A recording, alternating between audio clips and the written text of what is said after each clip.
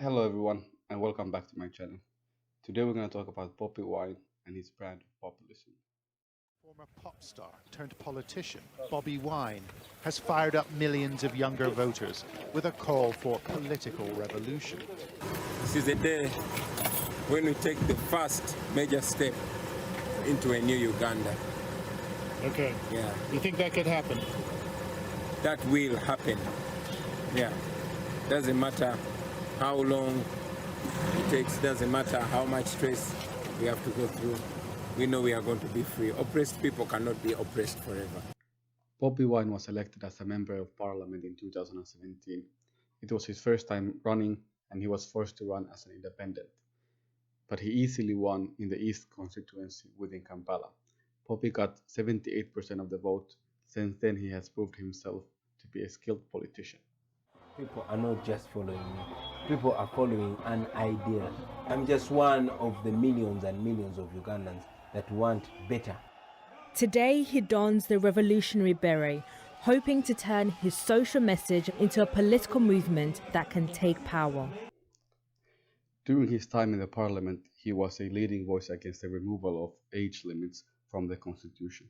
He also led protests against the government's proposed tax on social media in July 2019. In the January election of 2020, he was of course running against this man. Yoweri Museveni is sworn in for what he insists will be a different kind of leadership. Mr. Museveni says his top priorities are to bring back democracy to Uganda. Every time I see President Museveni on TV in the news, I say, why did such a prized revolutionary decide to become one of the world's most despised dictators? But it's also a lesson to remember that During the election campaign, the Museveni regime responded to his early success by repeatedly blocking him from holding concerts, as they were a major reason why he was able to get his populist message out to the public.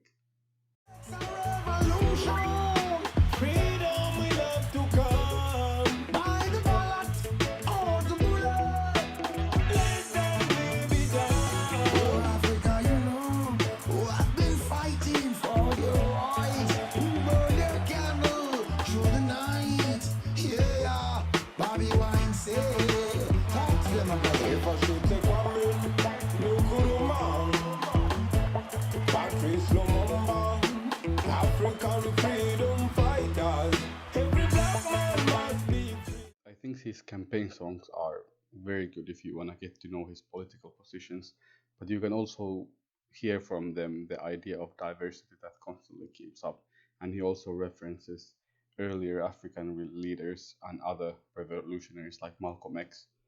Of course, he's referencing his famous speech, Bullet or the Ballot. See, I'm still a music person. And whenever so much speech is given without music, that spirit of music comes back to me.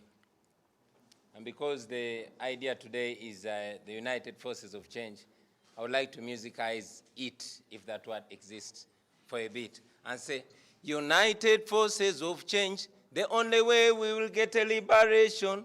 Again, United Forces of Change, all of us must come together as one. One more, United Forces of Change, the only way we are going to get a liberation. Again, United Forces. During the campaign, Bobi was arrested and tortured.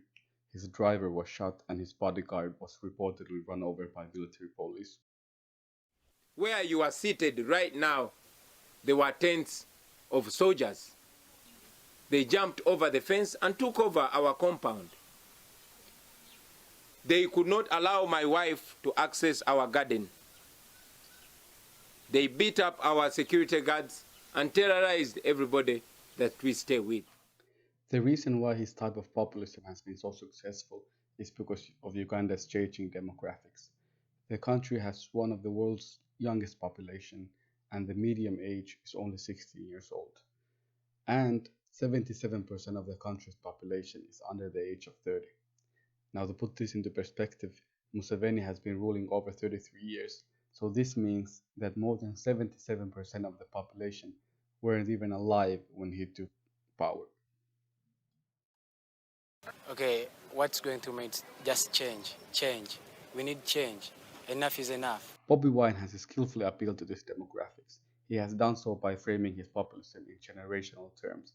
According to him, it is the Facebook generation against the interest of the facelift generation.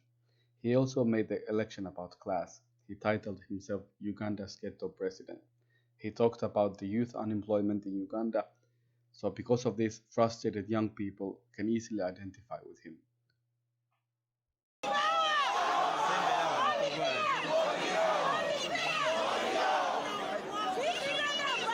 My life, it was not cost, did not go in vain.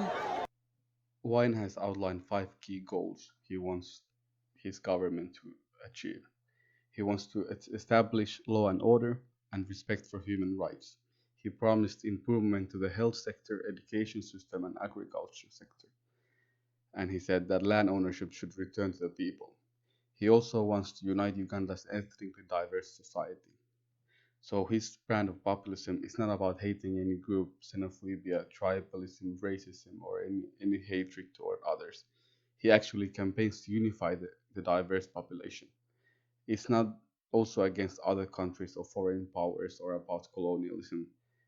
This type of populism used to be very popular, however, it doesn't seem to work for Museveni anymore. What is your message to Western human rights groups, to President Obama, to lesbian, gay, bisexual, and transgender people? Respect African societies and their values. If you don't agree, you just keep quiet. Let's manage our society the way we see. If we are wrong, we shall find out by ourselves. Just the way we don't interfere with yours. Do you personally dislike homosexuals? Of course, they are disgusting. The same demographic changes are happening in all the other African countries as well. So most likely, this type of populism and political movements built on these principles will come to power in certain countries. Africa has the youngest population.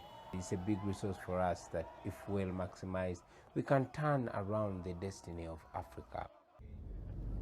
As Bobi Wine, it is only my talent that got me here, but I was educated from Makerere University. I graduated in 2003 and never got a job, okay?